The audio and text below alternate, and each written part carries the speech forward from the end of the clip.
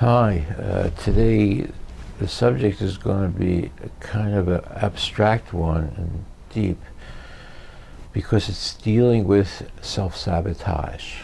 And we see this a lot, and it just is very puzzling for anyone to see either yourself or somebody else doing well, succeeding, benefiting from the recovery, and then at the peak of a successful time, relapse, and you pulled your hair out trying to figure that one out.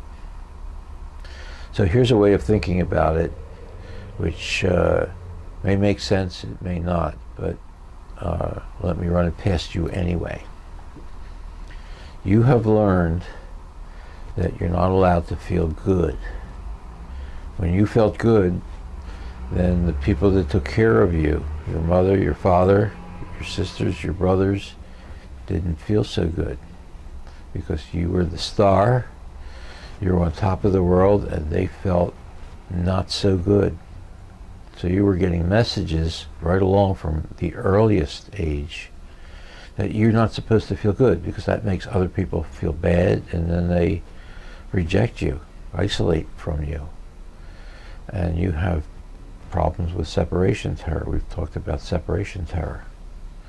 So in order to stay away from the separation terror, you need to feel bad. You need to fail. You need to be messing up so that you don't get into the competitive struggle with your siblings, with even your parents.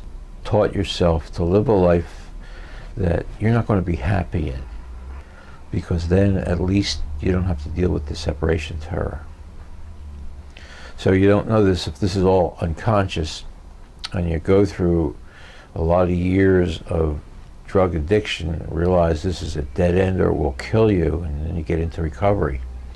And then lo and behold, you start to do well. You have money, you have friends, you're doing well.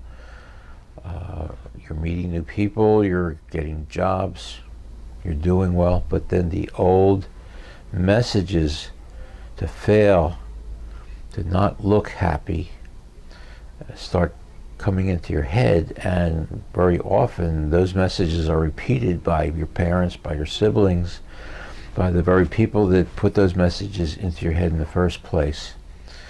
And it becomes very stressful, and then usually something comes up, sort of sneaks by you, and you make the mistake of going to the party you shouldn't have gone to, or drinking the one beer that you knew you shouldn't have had, and your resistance goes down, and now you're off to the races.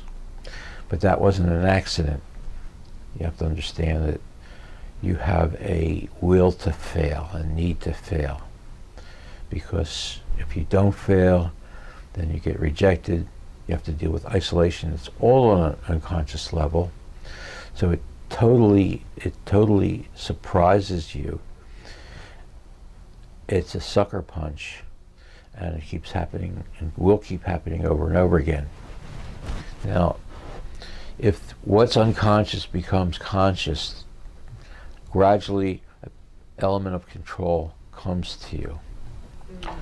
And as you go through the scenario of another relapse, all based on needing to fail, needing to sabotage yourself, each time you get a little clarity over how this is working, and particularly idea of the anxiety that success creates for you. You don't know why you're anxious. You don't know why you have a fear of success. But what's in your brain right now is you're looking for abandonment terror. So what's making you anxious is abandonment terror. And as you feel that anxiety and label it, this is abandonment terror, this is an infantile, instinctual terror that's been with me my whole life, and now it's coming up when I'm moving forward and separating from the family by succeeding, basically. The abandonment terror comes in, and that's the price you pay for success. That's the price you pay for moving forward, actually breaking ties from the family, which is scary for you, and facing the complexity of a sober life. So there's the abandonment terror. So think about that. Keep a journal. It's a good idea because these ideas will become crystallized if you're writing them down and you're thinking about what you're writing. And this is a recovery is a process, it's a growth process, and it doesn't happen overnight. And you have to do some work. So let's get started and let's look at the self-sabotage dimension, because that one digs the deepest. Thanks for listening.